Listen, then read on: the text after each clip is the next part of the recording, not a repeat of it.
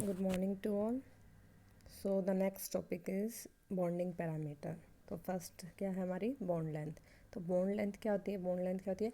Average distance होती है between centre of nuclei of two bonded atoms in a molecule. ठीक है, मान लो हमारा H2 का मॉलिक्यूल है, ये हाइड्रोजन है और ये हाइड्रोजन का न्यूक्लियाई. ठीक है, तो इनके बीच में जो एवरेज डिस्टेंस होगी ना, इनके सेंटर्स के बीच में जो दो हाइड्रोजन एटम है, इनके न्यूक्लियाई के बीच की जो डिस्टेंस होंगी उसे हम क्या बोलते हैं? Bond length. Means average distance between centre of nuclei of two bonded atom. ठीक है, उसके बाद जो बॉन्ड लेंथ होती है इसको हम कैसे कैलकुलेट करते हैं? अगर हमारा सब्सटेंस किस में है? क्रिस्टलाइन फॉर्म में, तो उसको निकालते हैं एक्स-रे डाइफ्रैक्शन एनालिसिस से. ठीक है, और अगर किसी अदर फॉर्म में है तो उस केस में हम निकालते हैं विद हेल्प ऑफ स्पेक्ट्रोस्कोपी. तो जो बॉन्ड लेंथ को निकालने के लिए दो मेथड है. अगर क्रिस्टलाइन फॉर्म में है तो एक्स-रे डाइफ्रैक्शन मेथड से करते हैं, और अगर किसी अदर फॉर्म में है तो उसे स्पेक्ट्रोस्कोपी टेक्निक से निकालते हैं. और एंगस्ट्रॉन में मेज़र करते हैं इसको हम, या फिर पिकोमीटर में. एंगस्ट्रॉन क्या होता है? 1 एंगस्ट्रॉन किसके इक्वल होता है? 10⁻⁻10 मीटर.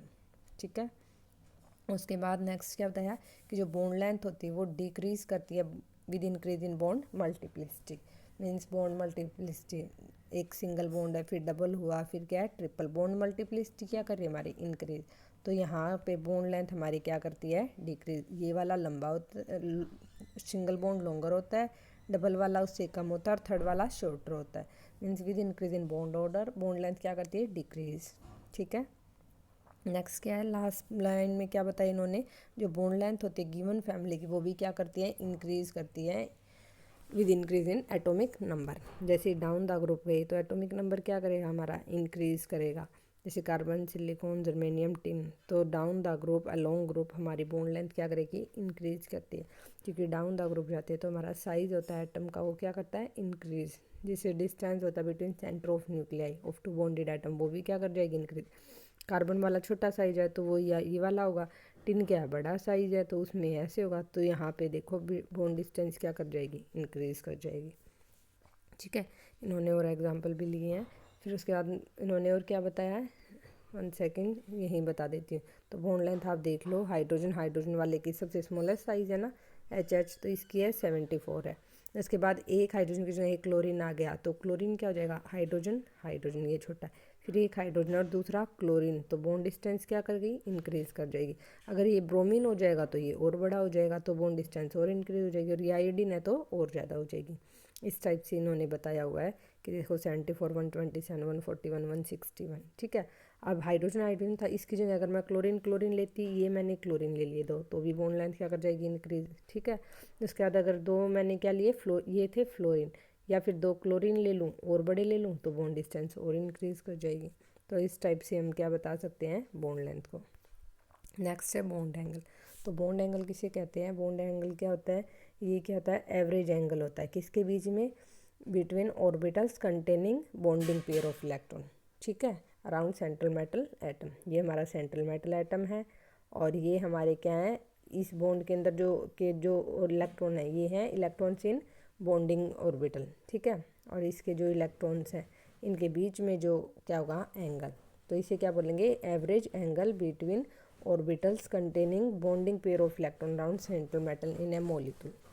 ठीक है, जो एवरेज एंगल होता है between orbitals containing bonding pair of electron, ये वाला या फिर ये वाला. CH4 में कितना होता है बॉन्ड एंगल? CH4 में कितना होगा? 109. और H2 में क्या होगा? 104. और हम अमोनिया में लोन पेयर प्रेजेंट होते हैं. हाइड्रोजन में क्या होते हैं? H2O में क्या होते हैं? 2 लोन पेयर. तो यहाँ बॉन्ड एंगल और डिक्रीज हो जाता है. पढ़ा था ना, ये सब कुछ हम पहले कर चुके हैं. तो 107. और इसको किस में एक्सप्रेस करते हैं बॉन्ड एंगल को? डिग्री, मिनट या फिर सेकंड में.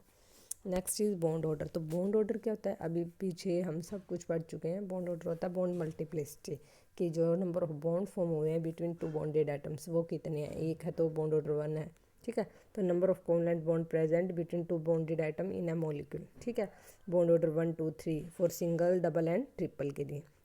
HH सिंगल बॉन्ड है, बॉन्ड ऑर्डर 1. डबल बॉन्ड है तो 2, 3 है तो नाइट्रोजन है. और बॉन्ड ऑर्डर क्या होता है? इन्वर्सली प्रोपोर्शनल होता है बॉन्ड लेंथ की. मैं अभी पीछे बता के आई हूँ कि देखो एक सिंगल बॉन्ड है, एक डबल बॉन्ड है.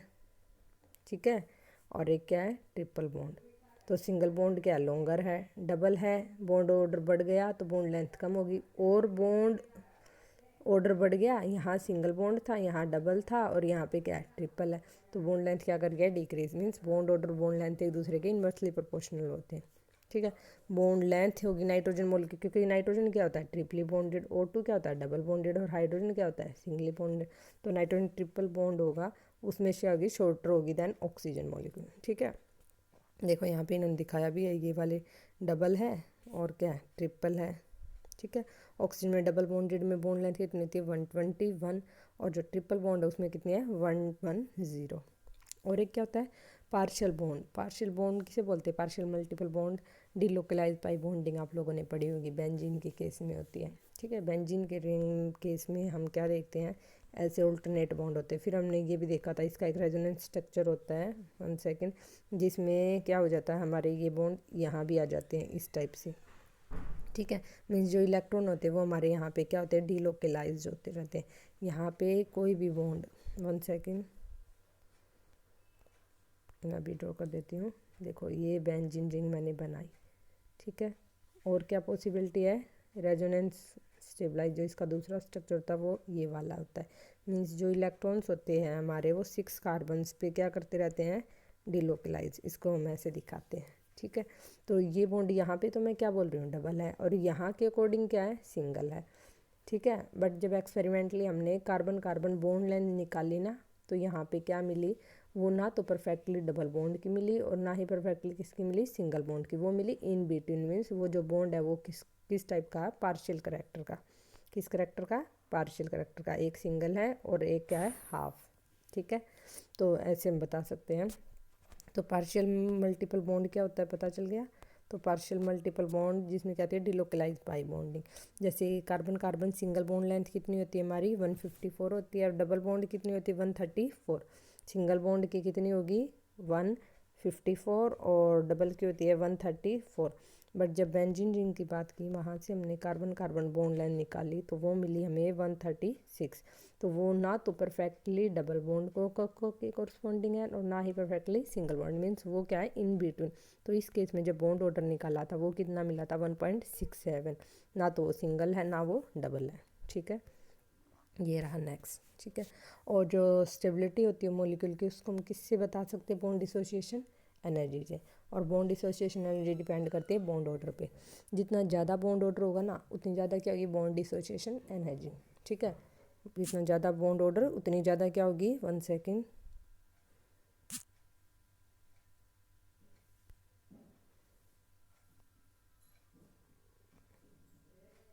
देखो ये रहा दिस वन। ठीक है, जितना ज़्यादा मैंने क्या बताया बॉन्ड ऑर्डर। ठीक है, जितना ज़्यादा बॉन्ड ऑर्डर होगा उतनी ज़्यादा क्या होगी बॉन्ड डिसोसिएशन एनर्जी, और उतनी ही ज़्यादा क्या होती है स्टेबिलिटी। ये बात ध्यान रखना, stability of molecule is measured by bond dissociation energy. Higher the bond order larger is bond dissociation energy and more will be stability. N2 का एग्जाम्पल लिया जिसमें क्या नाइट्रोजन ट्रिपल बॉन्डेड है, जिसकी ज़्यादा बॉन्ड डिसोसिएशन एनर्जी होती है। Then O2 molecule जिसमें बॉन्ड ऑर्डर कितना होता है 2 होता है। ठीक है, next is bond energy and bond dissociation energy. तो अभी मैं बताया जब बॉन्ड बनता है तो एनर्जी रिलीज होती है। ठीक है, और बॉन्ड जब ब्रेक करते हैं तो सेम अमाउंट ऑफ एनर्जी की रिक्वायरमेंट होती है। यही बातें तो सबको पता है। ठीक है, तो जो एनर्जी 1 सेकेंड, तो अब हम किसकी बात कर रहे हैं बॉन्ड डिसोसिएशन एनर्जी। नाम से पता चल रहा है किसी बॉन्ड को डिसोशिएट करने के लिए जो एनर्जी की रिक्वायरमेंट है उसे बोलते हैं bond dissociation energy. Means amount of energy required to break 1 mole of bonds of a particular type. ठीक है, इन अ मॉलिक्यूल। जो ए बॉन्ड डिसोसिएशन एनर्जी को अगर हम डिफाइन करें तो कैसे करेंगे, जो 1 mole of a particular kind of bond होंगे ना, ठीक है, उसको ब्रेक करने के लिए जो एनर्जी की रिक्वायरमेंट होगी उसे बोलते हैं बॉन्ड डिसोसिएशन एनर्जी। और ये किसको मेजर करती है बॉन्ड स्ट्रेंथ को। किसको मेजर करेगी बॉन्ड स्ट्रेंथ को। बॉन्ड डिसोसिएशन एनर्जी क्या होती है 1 mole of a particular type of bond को ब्रेक करने के लिए जो एनर्जी की रिक्वायरमेंट होगी इसे बोलेंगे बॉन्ड डिसोसिएशन एनर्जी। और ये मेजर होती है बॉन्ड स्ट्रेंथ का। इसको मेजर करते हैं किलोजूल पर मोल में। ठीक है, जैसे हाइड्रोजन के लिए 458 है, और क्लोरीन के लिए बॉन्ड डिसोसिएशन एनर्जी कितनी है 242 है। आयोडीन के लिए 151 है, और HI के लिए 298 है। तो ये बॉन्ड डिसोसिएशन एनर्जी की वैल्यू कैसे चेंज हो रही है, ठीक है, वेरी कर रही है। तो इसको हम बता सकते हैं कि बॉन्ड डिसोसिएशन एनर्जी 2 फैक्टर्स पे डिपेंड करती है, हम भी डिस्कस करने वाले हैं, ठीक है। और जितनी ज़्यादा बॉन्ड डिसोसिएशन एनर्जी होगी ना, वो बॉन्ड उतना ही क्या होता है, स्ट्रोंगर होता है, ठीक है। जितनी ज़्यादा बॉन्ड डिसोसिएशन, बॉन्ड को तोड़ने के लिए उतनी ज़्यादा एनर्जी की रिक्वायरमेंट हुई, मीन्स वो बॉन्ड क्या है, वो ज़्यादा स्ट्रॉन्ग है, ठीक है। तो ये वाले इन्होंने जो टेबल दिया है इसमें देखते हैं अभी हम, इसमें देखो। तो बॉन्ड डिसोसिएशन एनर्जी 2 फैक्टर्स के ऊपर डिपेंड करती है। एक होता है साइज ऑफ बॉन्डेड एटम्स, और दूसरा क्या होता है, साइज ऑफ बॉन्डेड एटम, और सेकंड क्या होता है, बॉन्ड लेंथ, ठीक है। तो फर्स्ट देखते हैं साइज ऑफ बॉन्डेड एटम, कि जितना छोटा साइज होगा ना बॉन्डेड एटम का, वो बॉन्ड उतना ही क्या होगा, स्ट्रॉन्गर होगा, और उतनी ज़्यादा क्या होगी, बॉन्ड डिसोसिएशन एनर्जी। मैंने अभी बताया था एक छोटे साइज का है, तो ये वाला क्या होगा, बॉन्ड स्मॉलर होगा, तो बॉन्ड डिसोसिएशन एनर्जी क्या हो जाएगी, कम। एक क्या है, बड़ा साइज का है, तो यहाँ पे बॉन्ड लेंथ क्या हो जाएगी, ज़्यादा हो जाएगी, तो बॉन्ड डिसोसिएशन एनर्जी क्या हो जाएगी, कम हो जाएगी। जैसे चौक का मैं एग्जांपल लेते थे ना, एक छोटा चौक है, उसको तोड़ना क्या होता है, मुश्किल। एक मैंने बड़ा चौक ले लिया, उसको तोड़ना क्या है, ईजी। तो वही केस यहाँ है। जो छोटे छोटे साइज़ के एटम होते हैं उनके बीच में जो बॉन्ड बनता है वो क्या होता है, स्ट्रॉन्ग बॉन्ड होता है, ठीक है। उसको ब्रेक करना क्या होता है, मुश्किल। बट अगर लार्जर साइज़ के एटम है तो बॉन्ड क्या होता है, वीक होता है, तो उसे तोड़ना क्या होता है, ईजी। तो उस केस में बॉन्ड डिसोसिएशन एनर्जी करती है कम। तो यहाँ पे देखो हाइड्रोजन, हाइड्रोजन सबसे स्मॉलेस्ट होता है ना हाइड्रोजन, तो उसकी बॉन्ड डिसोसिएशन एनर्जी है 458, ठीक है। उसके बाद एक हाइड्रोजन की जगह अगर मैं क्या ले लेती हूँ, एक क्लोरीन, एक क्लोरीन ले लिया, तो क्लोरीन का साइज़ क्या होता है, हाइड्रोजन के कंपैरिजन में बड़ा है ना। एक तो हाइड्रोजन हाइड्रोजन है, एक हाइड्रोजन है, दूसरा मैंने क्लोरीन ले लिया, तो बॉन्ड लेंथ क्या कर रही है बताओ, इंक्रीज कर रही है, तो बॉन्ड डिसोसिएशन एनर्जी डिक्रीज होगी 458 से 430। अगर क्लोरीन की जगह मैं क्या ले लूँ, ब्रोमीन ले लूँ, तो बॉन्ड लेंथ ये और इंक्रीज कर जाएगी, तो बॉन्ड डिसोसिएशन एनर्जी और डिक्रीज कर जाएगी, ठीक है। तो ऐसे इन्होंने बता रखा, आयोडीन के केस में ये हुआ। वैसे ये हाइड्रोजन हाइड्रोजन की जगह अगर मैं 2 फ्लोरीन ले लूँ, तो इस केस में भी क्या जाएगी, बॉन्ड क्या हो जाएगा, वीक हो जाएगा। Means smaller the size of atom stronger is bond, जितना छोटा होगा उतना क्या होगा, बॉन्ड स्ट्रॉन्ग होगा, उतनी ज़्यादा बॉन्ड डिसोसिएशन एनर्जी होगी। जो इन्होंने एग्जांपल लिया हाइड्रोजन हाइड्रोजन का, या क्लोरीन क्लोरीन का, या एक को चेंज, या तो दोनों चेंज कर दो, या एक सिंगल एटम को चेंज करके आप देख लो। नेक्स्ट कौन सा है, बॉन्ड लेंथ। तो stronger the bond, shorter the bond length, larger is value of bond dissociation energy. वही जो मैं पीछे बता रही थी, जो साइज ऑफ एटम से भी वही बात आ रही है। जब साइज़ छोटा है तो बॉन्ड लेंथ क्या आएगी, कम आएगी, और उतनी ज़्यादा क्या होगी, बॉन्ड डिसोसिएशन एनर्जी। तो साइज़ के ऊपर भी डिपेंड करती है। अगर छोटे साइज़ का एटम होता है बॉन्डेड एटम, तो वहाँ पे फोर्स ऑफ अट्रैक्शन ज़्यादा होती है और बॉन्ड स्ट्रॉन्गर हो जाता है। और यहाँ पे देखो, जितने छोटे साइज़ का एटम होगा तो बॉन्ड लेंथ भी क्या होगी, कम होगी। कम बॉन्ड लेंथ है तो वो क्या होती है, शॉर्ट है, तो उसको तोड़ना क्या था, मुश्किल। तो वहाँ पे बॉन्ड डिसोसिएशन एनर्जी क्या हो जाती है, ज़्यादा हो जाती है, ठीक है। Shorter the bond length, large is value bond dissociation energy. जैसे कार्बन कार्बन सिंगल बॉन्ड है, ठीक है, और एक कार्बन कार्बन डबल बॉन्ड है। सिंगल वाला तो क्या होता है, लॉन्ग बॉन्ड होता है, डबल वाला क्या होता है, शॉर्ट। तो शॉर्ट वाले केस में हमारी बॉन्ड डिसोसिएशन एनर्जी क्या होती है, ज़्यादा। देखो लास्ट 3 वैल्यूज़ में देख लो, ये वाला सिंगल बॉन्ड क्या होता है हमारा, लॉन्गर, और डबल वाला क्या होता है, शॉर्टर। तो इस वाले केस में ज़्यादा हो जाएगी, ठीक है। Shorter the bond length, larger would be value of bond dissociation energy, ठीक है, ये वाला केस। उसका नेक्स्ट चलते हैं, difference between term bond energy and bond dissociation energy. Bond energy और बॉन्ड डिसोसिएशन एनर्जी दो अलग अलग टर्म्स होती हैं। तो फर्स्ट हम बात करते हैं बॉन्ड डिसोसिएशन एनर्जी की। तो बॉन्ड डिसोसिएशन एनर्जी तो अभी हमने पहले पढ़ा है, वही सेम है कि energy required to break a particular kind of bond in a molecule, ठीक है। एक पर्टिकुलर टाइप के जो बॉन्ड्स हैं उनको ब्रेक करने के लिए जो एनर्जी की रिक्वायरमेंट होगी, ठीक है, उसे बोलते हैं bond dissociation energy.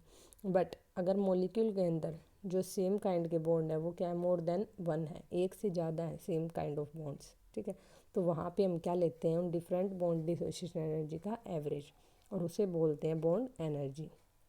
Average of bond dissociation energy required to dissociate bonds in a substance is called bond energy, ठीक है। बॉन्ड डिसोसिएशन एनर्जी क्या हुई है, बॉन्ड एक पर्टिकुलर काइंड ऑफ बॉन्ड को ब्रेक करने के लिए जो एनर्जी की रिक्वायरमेंट होगी एक पर्टिकुलर टाइप की, उसे बोलेंगे बॉन्ड डिसोसिएशन। और जब एक से ज़्यादा होते हैं ना सेम टाइप के बॉन्ड, तो वहाँ पे जो डिफरेंट बॉन्ड डिसोसिएशन एनर्जी आएंगी उनका एवरेज लेते हैं, उसे बोलते हैं बॉन्ड एनर्जी। उन्होंने H2O का एग्जाम्पल लिया, H2O, ठीक है। तो इसमें बताओ H2O में क्या होगा, बॉन्ड एनर्जी होगी और बॉन्ड डिसोसिएशन। देखो बॉन्ड एनर्जी मैंने बताया एवरेज होती है। अब यहाँ पे दो दो है ना सेम काइंड के, एक ये है और एक ये, सेम काइंड के दो बॉन्ड है, तो यहाँ पे एवरेज लूँगी मैं इस बॉन्ड डिसोसिएशन एनर्जी का भी और इस बॉन्ड डिसोसिएशन एनर्जी का भी। तो वो क्या जाएगी हमारी बॉन्ड एनर्जी। ठीक है, और ये कैसे निकालते हैं हम, ये वाली बॉन्ड डिसोसिएशन एनर्जी देखो H2O की बात है ना, H2O में है H2O, 1 सेकेंड, H2O यहाँ बना देती हूँ इसी के ऊपर, H2O की बात हो रही है। अगर मैं इस बॉन्ड को ब्रेक करूँ तो क्या बनेगा, एक हाइड्रोजन बनेगा और एक क्या बनेगा, OH बनेगा। ठीक है, और फिर इसको बाद में ब्रेक करूँगी तो एक ऑक्सीजन मिलेगा, एक हाइड्रोजन। तो ये वाला बॉन्ड जब ब्रेक होगा, ठीक है, ये वाला बॉन्ड जब ब्रेक होगा तो एक हाइड्रोजन बन रहा है और एक क्या बन रहा है, OH बन रहा है। 1 सेकेंड, H2O की बात कर रहे हैं हम, H2O। तो देखो एक ये बनेगा अगर मैं इसको ब्रेक करती हूँ और एक क्या बनेगा ये। ठीक है, तो ये वाला एक टाइप का बॉन्ड है और दूसरा ये OH वाला यूँ मत सोचना कि H2O है और ये वाला भी सेम और ये वाला भी सेम, नहीं, ऐसे नहीं ब्रेकअप होगा, सेम नहीं आएंगे, अलग अलग है। जब ये वाला बॉन्ड तोड़ते तो एक हाइड्रोजन बनता है और एक OH, बट ये वाला बॉन्ड जब बाद में तोड़ोगे तो एक हाइड्रोजन बनेगा और एक क्या बनेगा, ऑक्सीजन। बाद में जब हम इस वाले बॉन्ड को ब्रेक करेंगे तो एक तो क्या बनेगा, हाइड्रोजन, और एक क्या बनेगा, ऑक्सीजन। तो दो डिफरेंट टाइप के बॉन्ड्स हैं। तो एक काइंड का ये है, 1 सेकेंड, एक काइंड का तो ये वाला ब्रेक करेंगे। ठीक है, तो इसके लिए क्या हो जाएगी, बॉन्ड डिसोसिएशन एनर्जी 1, इसकी अलग होगी। और जब इस वाले को ब्रेक करेंगे तो इस वाले केस में एक हाइड्रोजन बन रहा है, एक ऑक्सीजन, तो इसकी क्या हो जाएगी, बॉन्ड डिसोसिएशन एनर्जी 2, अलग अलग बनेगी। ये वैल्यू आती है 427 और ये कितनी होती है 501, और इनका जब एवरेज लेते हैं तो वहाँ से बॉन्ड एनर्जी आ जाएगी। ठीक है, अब है नेक्स्ट परसेंटेज आयनिक करेक्टर। तो परसेंटेज आयनिक करेक्टर क्या होता है कि जो मोस्ट ऑफ बॉन्ड्स होते हैं वो क्या होते हैं, इंटरमीडिएट करेक्टर होता है between ionic and covalent bonds. ठीक है, परसेंटेज आयनिक करेक्टर में हम क्या बता रहे थे कि जो मोस्ट ऑफ बॉन्ड्स होते हैं उनका क्या होता है, इंटरमीडिएट करेक्टर होता है बिटवीन आयनिक एंड कोवलेंट। ठीक है, कोई भी बॉन्ड होगा ना तो उसे हम परफेक्टली कोवलेंट कहेंगे ना ही परफेक्टली आयनिक कहेंगे, बट उसका जो करेक्टर होता है वो इन बिटवीन होता है। कुछ परसेंट उसमें क्या होगा, आयनिक, एंड कुछ परसेंट क्या होता है वो कोवलेंट। ये बात ध्यान रखना, कोई भी बॉन्ड है ना तो परफेक्टली आयनिक है और ना ही परफेक्टली कोवलेंट है, बट वो क्या होता है, इंटरमीडिएट होता है बिटवीन कोवलेंट एंड आयनिक। ठीक है, और जो डिग्री होती है आयनिक करेक्टर की वो डिपेंड करती है एटम फॉर्मिंग द बॉन्ड। ठीक है, तो अब बात करते हैं जब हमने कोवलेंट बॉन्ड बनाया बिटवीन टू सिमिलर एटम्स। ठीक है, जब दो सिमिलर टाइप के एटम्स है जैसे हाइड्रोजन हाइड्रोजन के बीच में या N2 अब दोनों एटम्स की क्या है, सेम इलेक्ट्रॉन नेगेटिविटी, तो shared of pair of electron क्या होगा, इसकी भी उतनी टेंडेंसी विड्रॉ करने की, इसकी भी इतनी, तो वो कहाँ रहता है, shared pair of electron in between. ठीक है, बिल्कुल मिडवे में रहता है बॉन्ड के। ठीक है, तो इस वाले केस में क्या होगी, इस वाले केस में जो बॉन्ड बनेगा उसे हम बोलते हैं नॉन पोलर कोवलेंट बॉन्ड, क्योंकि दोनों की सेम टेंडेंसी, तो इलेक्ट्रॉन पेयर एग्जैक्ट कहाँ रहता है, मिडवे ऑफ द बॉन्ड। ठीक है, नेक्स्ट है अगर हम क्या बना रहे हैं, covalent bond between two dissimilar atoms. ऊपर वाला हमने किसके लिए बनाया था, बिटवीन टू सिमिलर एटम्स के लिए। अगर हम बात करें डिसिमिलर की, तो डिसिमिलर मीन्स एक हाइड्रोजन है और एक क्या ले लिया हमने, क्लोरीन। तो इस वाले केस में तो इनमें से एक क्या होगा, ज़्यादा इलेक्ट्रोनेगेटिव, दो डिसिमिलर लिए ना, ए लिया और मैंने बी लिया, तो ए बी अलग अलग है तो इलेक्ट्रोनेगेटिविटी भी डिफरेंस होगा। जिसकी ज़्यादा इलेक्ट्रोनेगेटिविटी होती है इलेक्ट्रॉन पेयर उसकी तरफ शिफ्ट हो जाएगा, तो जिससे मोर इलेक्ट्रोनेगेटिव के ऊपर आता है डेल्टा नेगेटिव और लेस इलेक्ट्रोनेगेटिव के ऊपर डेल्टा पॉजिटिव।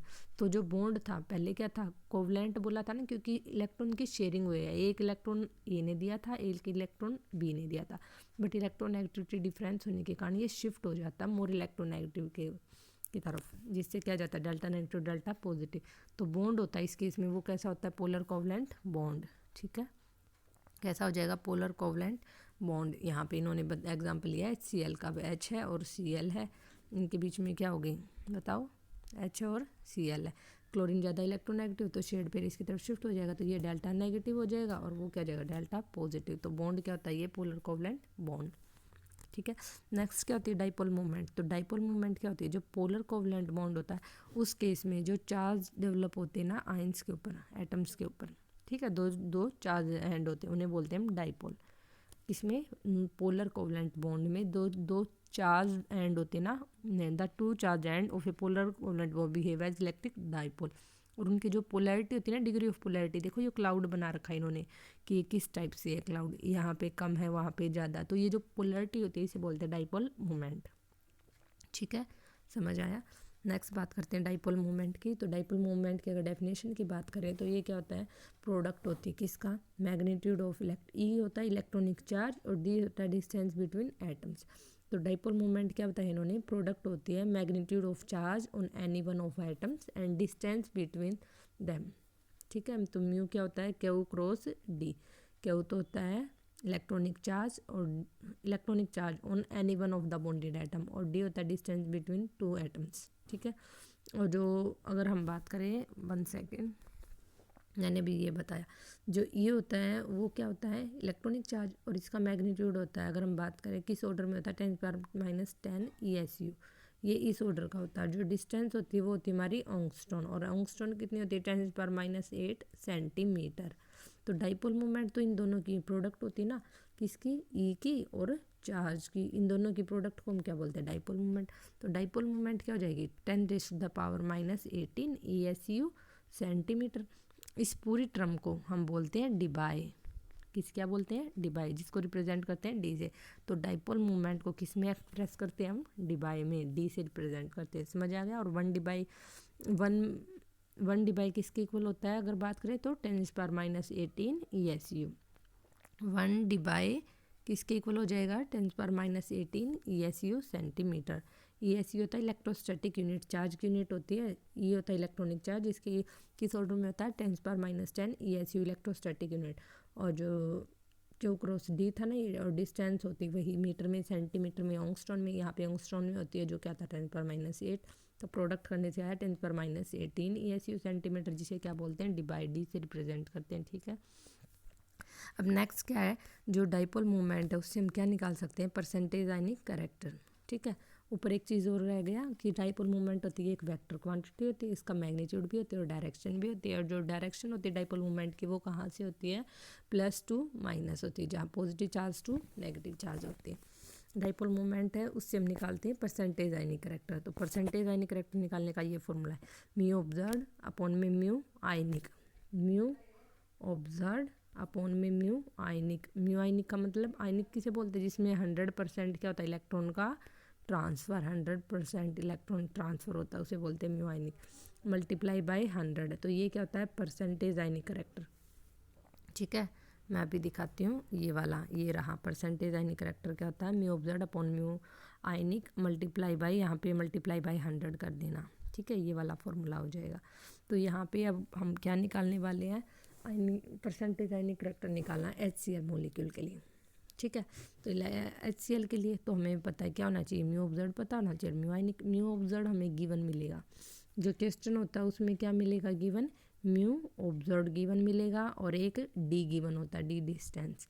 ठीक है, ये दो चीज़ गिवन होगी और हमसे पूछेगा क्या बताओ परसेंटेज आयनिक कैरेक्टर। तो कैसे निकालोगे, फॉर्मूला हमें पता है, फॉर्मूला क्या होता है इसका, म्यू ऑब्जर्व अपॉन में mu 100% electron transfer multiply by 100। तो हमें फर्स्ट क्या निकालना पड़ेगा, नीचे वाला म्यू आयनिक निकालना है।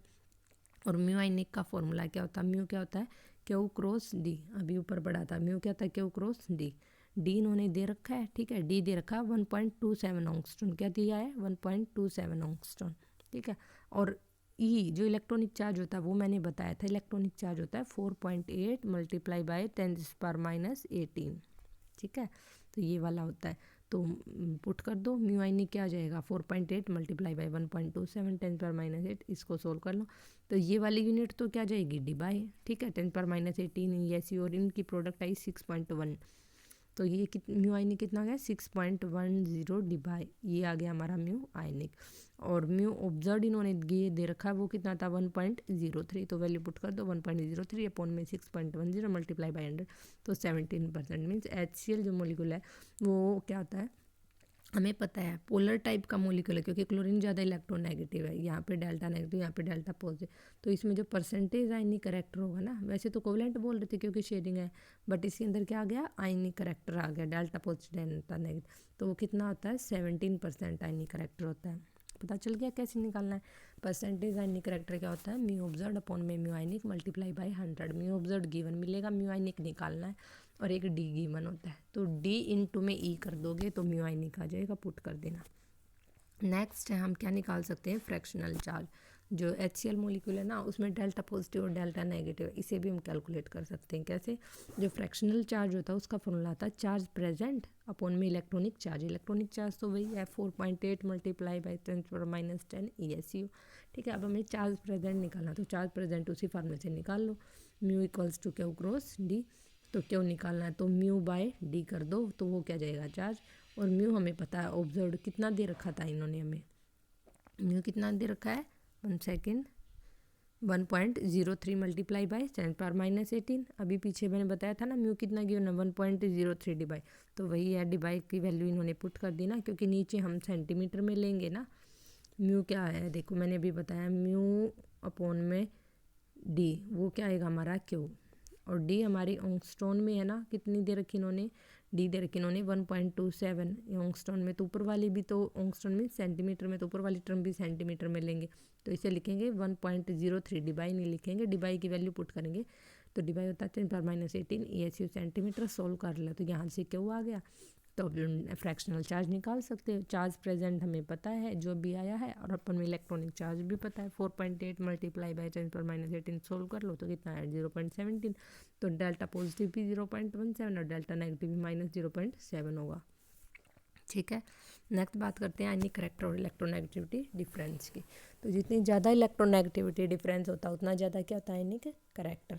ठीक है, मीन्स आयनिक करेक्टर किसके ऊपर डिपेंड करता है, electronegativity difference of two bonded atom. जितना ज़्यादा डिफरेंस होगा उतना ज़्यादा क्या होगा आयनिक करेक्टर है। अब HCl का एग्जांपल लिया इन्होंने, HCl अगर इलेक्ट्रोनेगेटिविटी डिफरेंस की बात करती मैं, किसकी, इलेक्ट्रोनेगेटिविटी डिफरेंस की। देखो हाइड्रोजन की इलेक्ट्रोनेगेटिविटी होती है 2.1, ये याद रखना है, न्यूमेरिकल भी आ सकता है तो ये हमें पता होना चाहिए, और क्लोरीन की होती है 3। तो बताओ इलेक्ट्रोनेगेटिविटी डिफरेंस कितना आया 0.9। ठीक है, और यहाँ पे आयनिक करेक्टर कितना आया 17% आया। ठीक है 17% आया ना, हाँ 17% आया इस वाले केस में, HCl के केस में। वैसे ही अगर हम HI की बात करें, किसकी बात करते, HI की बात करते, आयोडीन की कितनी होती है 2.5 इलेक्ट्रोनेगेटिविटी, और इसकी होती है 2.1, तो डिफरेंस कितना आया 0.4। और इस केस में जब हम क्या निकालते हैं आयनिक करेक्टर, वो होता है 5%।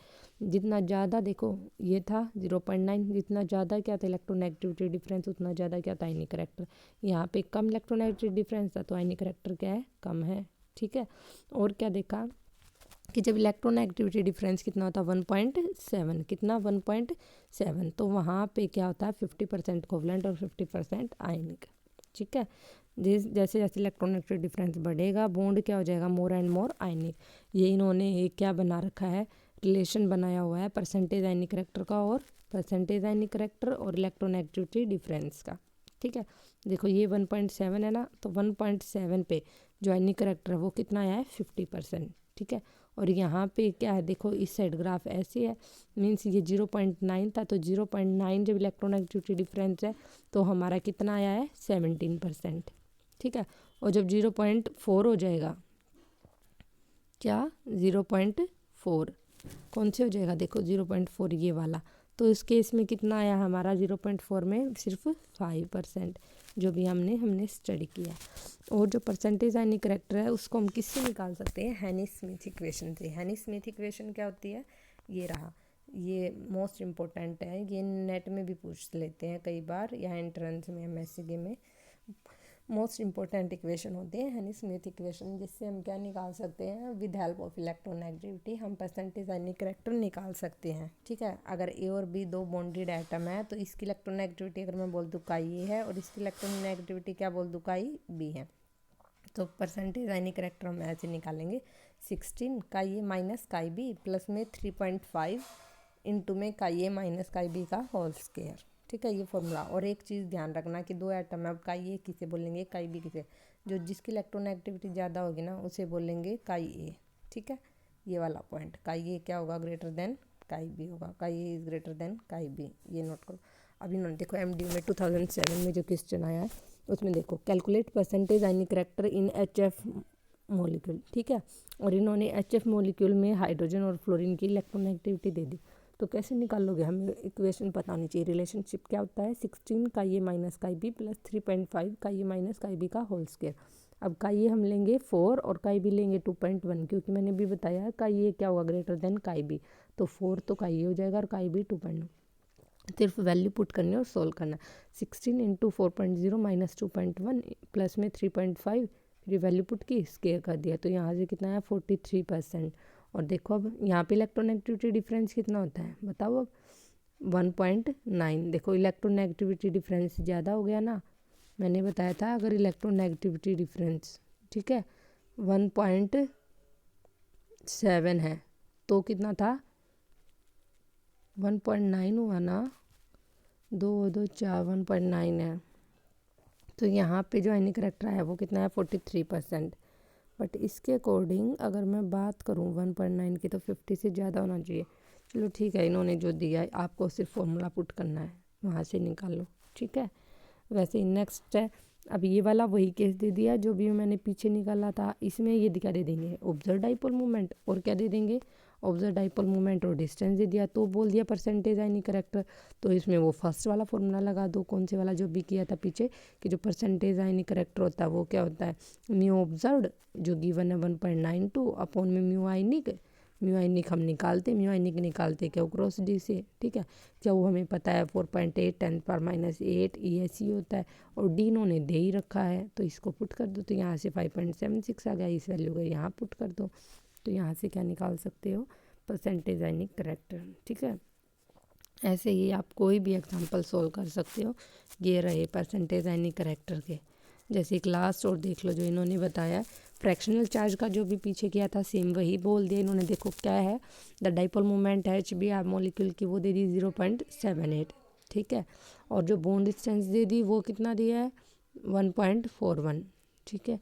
कैलकुलेट फ्रैक्शनल चार्ज पूछा ना इन्होंने। फ्रैक्शनल चार्ज का फॉर्मूला क्या होता है, charge present upon electronic charge तो हमें पता है, हमें निकालना क्या, चार्ज प्रेजेंट। और चार्ज प्रेजेंट कहाँ से निकालोगे, Q/R से, क्योंकि म्यू क्या होता है Q इंटू में डी, हमें क्यों निकालना, तो क्या हो जाएगा μ/d हो जाएगा, ठीक है। तो कर दो, म्यू की वैल्यू कितनी दे रखी इन्होंने 0.78, डिबाई की वैल्यू लेंगे हम किस में, सेंटीमीटर वाली यूनिट में, ठीक है, क्योंकि नीचे हमें डी लेना है और डी हमारा सेंटीमीटर में, इसे सोल्व करना। तो कितना आ गया 0.55, इसे यहाँ पुट कर देना। तो यहाँ से हमें क्या चल जाएगा, फ्रैक्शनल चार्ज 0.11 आया है किस केस में, HBr के केस में। HCl में कितना आता था 0.17, HBr में आया 0.11, ठीक है। उसके बाद नेक्स्ट है, arrange the HCl HBr HI in increasing order of their percentage ionic character. तो परसेंटेज आयनिक करेक्टर निकाल लोगे फॉर्मूला, क्योंकि इन्होंने इलेक्ट्रोनेगेटिविटी दी है ना यहाँ पर, तो यहाँ पर हम कौन सी इक्वेशन लगाएंगे, हेनी एंड स्मिथ इक्वेशन, ठीक है। 16 का ये माइनस का बी प्लस 3.5 का ये माइनस का बी का होल स्क्वायर। तो का ए, जैसे अगर HCl की बात करेंगे, 1 सेकेंड, अगर हम किसकी बात करेंगे, 1 सेकेंड,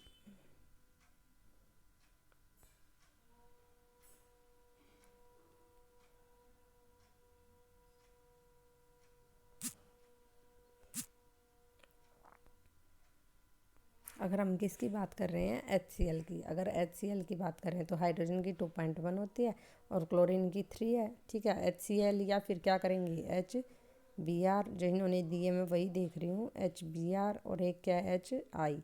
तो इसकी तो 2.1 है, ठीक है।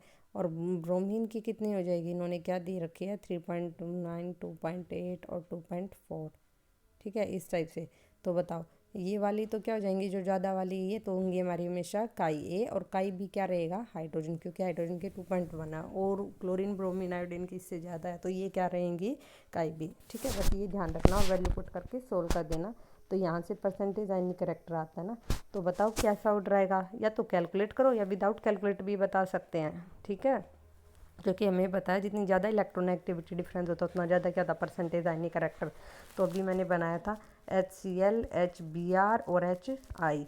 HCl में ये 3 था, ये 2.8 था, ये 2.4 था, और ये तो सभी में 2.1 था। तो सबसे ज़्यादा HCl का होगा, तो सबसे ज़्यादा क्या होगा परसेंटेज आयनिक करेक्टर। फिर उसके बाद ये 2.1 और 2.8 8 है तो कितना डिफरेंस आया 0.7 का। यहाँ पे कितना रहा था 2.1 और उसमें 0.9 का, और यहाँ पे कितना आ जाएगा 2.1 और 2.4 में 0.3 का। तो देखो इलेक्ट्रोनेगेटिविटी डिफरेंस डिक्रीज करा तो परसेंटेज आयनिक करेक्टर क्या करेगा, डिक्रीज करेगा। सबसे ज़्यादा HCl, फिर HBr, फिर HI।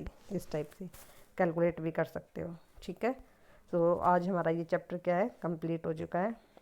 उसके बाद नेक्स्ट चैप्टर हम जो करेंगे वो आयनिक सॉलिड्स है, जो सिर्फ एक चैप्टर बचा आप लोगों का। आज के लिए इतना ही, थैंक यू।